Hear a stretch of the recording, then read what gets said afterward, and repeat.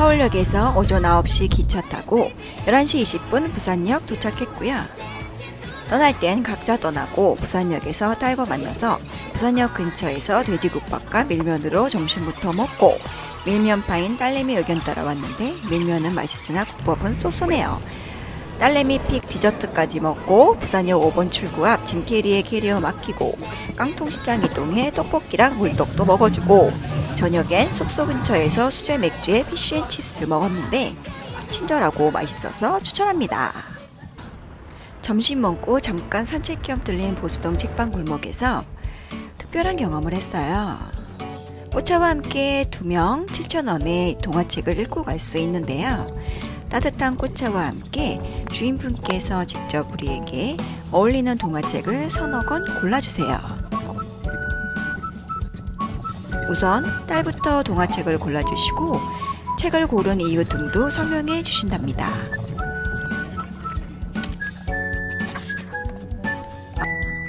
딸아이도 저도 너무 만족했던 경험이었어요. 친구나 가족과 함께 보시면 너무 좋은 추억이 될 것 같아요. 숙소가 해운대 근처 미포인데요. 저녁 먹고 산책하던 중 너무 멋있는 일루미네이션을 발견했어요. 매년 해운대에서 열리는 빛의 축제라고 하는데요. 올해는 별의 물결이 밀려오더라는 주제로 열리고 있다고 해요. 내년 1월 18일까지 한다고 합니다.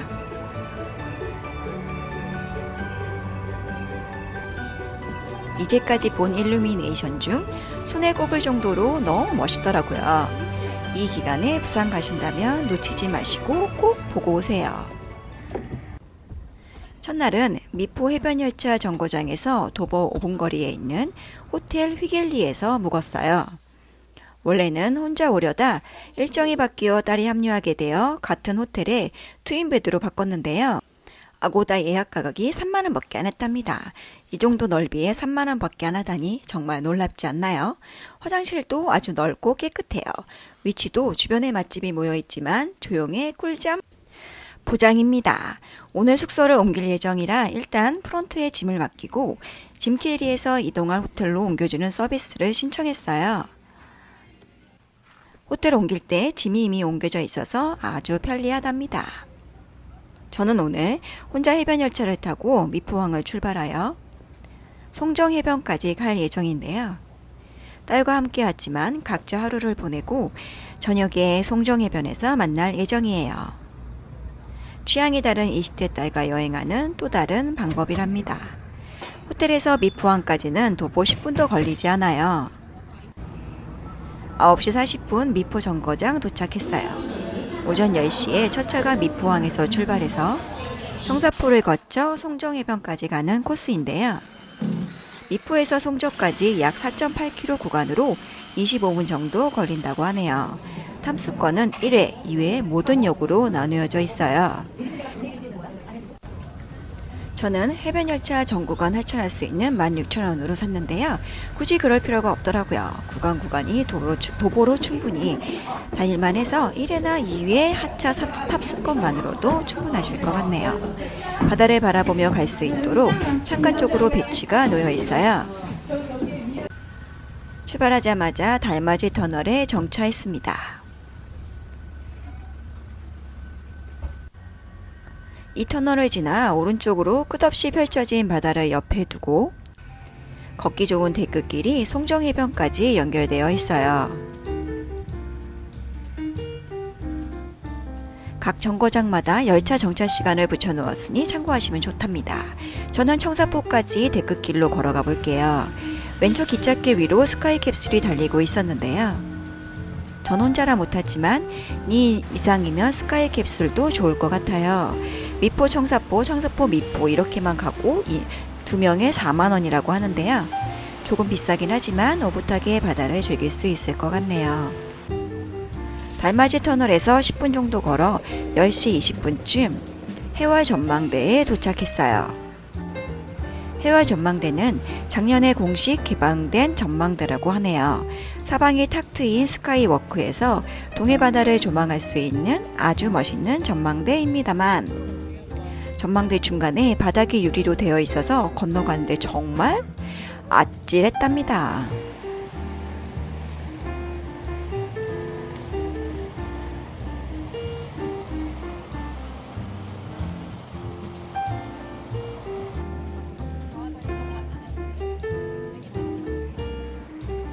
전망대를 나와 다시 걸어가 볼게요.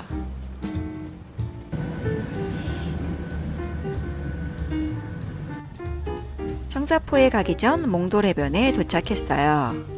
내려가 보겠습니다. 부산에 정말 여러 번 왔지만 이런 바닷가는 정말 처음이네요. 바닷가의 분위기가 돌 때문인지 너무 예뻤어요. 몽돌은 그냥 조약돌인가 보다 했는데 네이버에 찾아보니 바다 등을 굴러다니다 동글동글해져 더 이상 잘 서지도 않는 돌을 가리키는 말이라고 해요.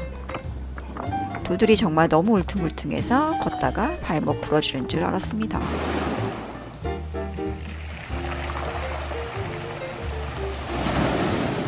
파도가 몽돌에 부딪힐 때마다 햇빛을 머금은 몽돌이 하나씩 반짝이는 모습이 너무나 예뻐 넋을 놓고 한참을 보았습니다. 몽돌해변에서 10분 정도만 더 걸으면 청사포 정류장에 도착해요. 미포 청사포 성종해수욕장은 정식 정류장이고 화장실, 티켓부스, 편의점 등이 있어요. 청사포에는 사진 스팟 및 맛집, 카페 등이 모여 있으니 꼭 내리시길 추천드려요. 청사포 출발 열차 시간도 확인하시고요.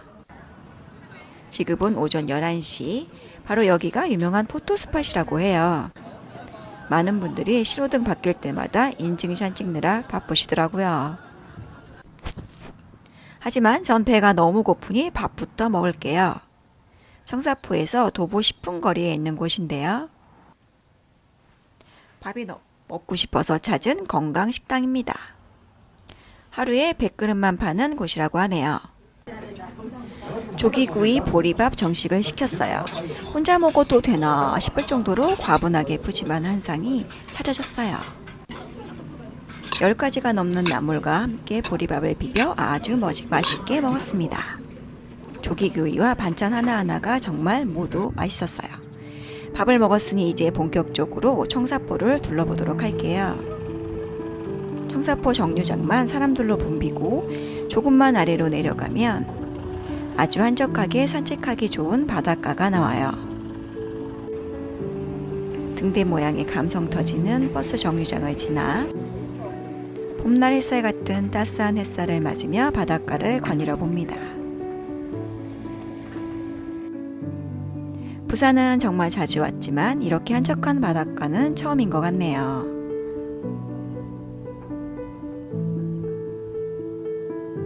청사포의 랜드마크라는 쌍둥이 등대인데요. 두 개의 등대가 밤바다를 더욱 환하게 비춰준다고 하네요. 빨강 등대에서 흰 등대까지는 걸어서 10분 정도 가는데요. 사람도 거의 없고 하늘빛과 바다빛이 어우러져 너무나 아름다운 인증샷을 남길 수 있으니 꼭 들러보시길 바래요. 청사포는 생각보다 너무 아름다워서 진짜 기억에 오래 남을 것 같아요. 오후 1시고요. 카페에 왔어요. 청사포에는 카페도 정말 많지만 100년 된 가옥이라는 문구를 보자마자 이곳으로 달려왔답니다. 문마저 나전칠기로 만들어져 있다니 정말 너무 멋있지 않나요? 묵직한 나전칠기로 된 문을 열고 안으로 들어가자 고풍스러운 실내 인테리어에 입이 다물어지지 않았어요. 흡사 17세기로 떨어진 느낌이었답니다.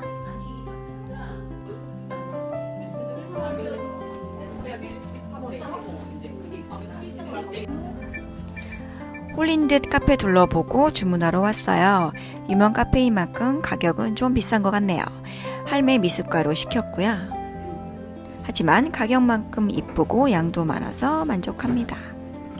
해변 열차를 타러 오면서 정말 설레고 기대가 많았는데요. 해변 열차 덕분에 지금까지 가보지 못한 한적한 바닷가와 이렇게 레트로 취향 가득 카페까지 발견할 수 있어서 진짜 행복하네요.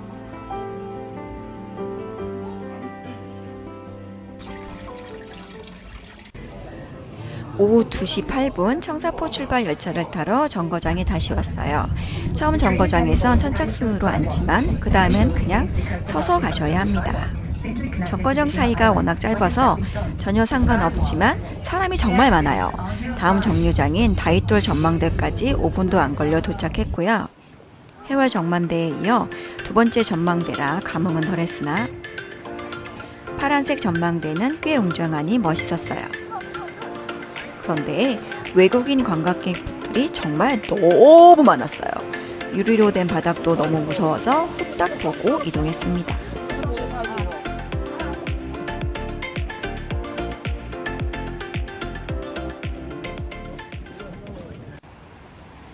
다리돌 전망대에서 송정까지 도보 20분이면 도착하는데요. 오후 3시 구독포를 지나 송정해수욕장에 도착했어요. 갈매기에게 먹이라도 주고 있는 걸까요? 저렇게 때로 모여있는 갈매기라니 너무 무섭습니다. 송정호텔에 도착했고요. 지금이 오후 3시 10분인데요. 생각보다 정말 느긋하게 즐길 수 있었던 해변 열차였어요. 해변 열차가 아니었다면 몰랐을 장소들을 알게 되어 더욱 좋았던 것 같네요. 이제 저녁에 딸과 만날 때까지 숙소에서 쉬다 가겠습니다. 숙소 소개는 자세히 하지 않을게요. 바다뷰라 너무 좋았지만 그것뿐이었답니다. 오후 6시 이제 딸과 만나 저녁을 먹으려고 나왔어요. 부산에 왔는데 회를 안 먹을 수가 없잖아요. 현지 분들의 맛집인 곳에 왔는데요. 규모가 작아서 동네 이자카야 느낌이었던 곳이에요. 1에서 2인용 세트 메뉴가 6만원밖에 안 하는 가성비 맛집이랍니다. 계란찜 먹어보고 바로 맛집을 인정했죠.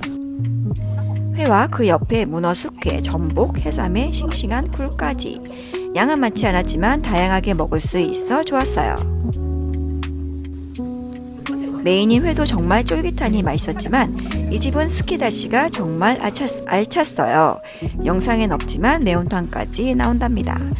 낮에는 각자의 취향대로 따로 여행하고 저녁에 만나 서로의 하루를 나누는 시간이었는데요. 다 큰 딸과의 여행은 이렇게 따로 또 같이 일 때 오히려 더 즐겁답니다. 밤새 오토바이 소리로 잠은 설쳤지만 일출은 너무 이쁘네요. 기차 파업으로 오늘 일정인 해동용궁사를 못 보고 갈 줄 알았는데 다행히 기차는 무사히 출발한다고 하니 혼자 해동용궁사 갔다 오려고 합니다.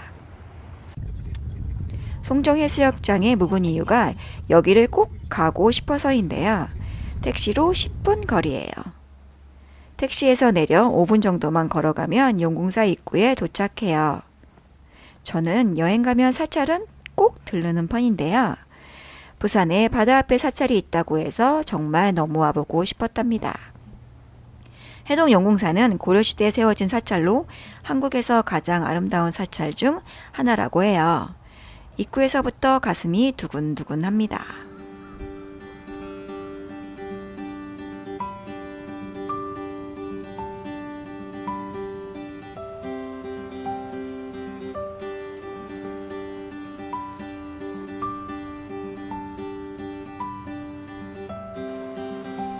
너무나 아름다운 사찰 모습에 이미 다물어지지 않았어요. 제가 이곳에 온 시간이 오전 8시 30분이었는데요. 지금 이 시간엔 사람이 없어서 정말 조용하게 산책할 수 있었어요. 해동용궁사에는 전해지는 전설이 있다고 해요. 진심으로 기도하면 한 가지 소원은 꼭 이루어진다고 하네요. 소원은 빌지 못했지만 바다 앞에 있는 사찰의 고요함은 정말 인상적이었어요. 절안의 찻집에서 대추차 한잔 마시며 쉬었다 갑니다. 내려갈 때 시간이 오전 9시 30분이었는데요. 많은 관광객분들이 단체로 오시더라고요. 아침 일찍 오시면 여유롭게 둘러보시기 좋겠죠? 전 다시 택시 타고 호텔로 돌아갑니다. 이제 서울로 돌아가요.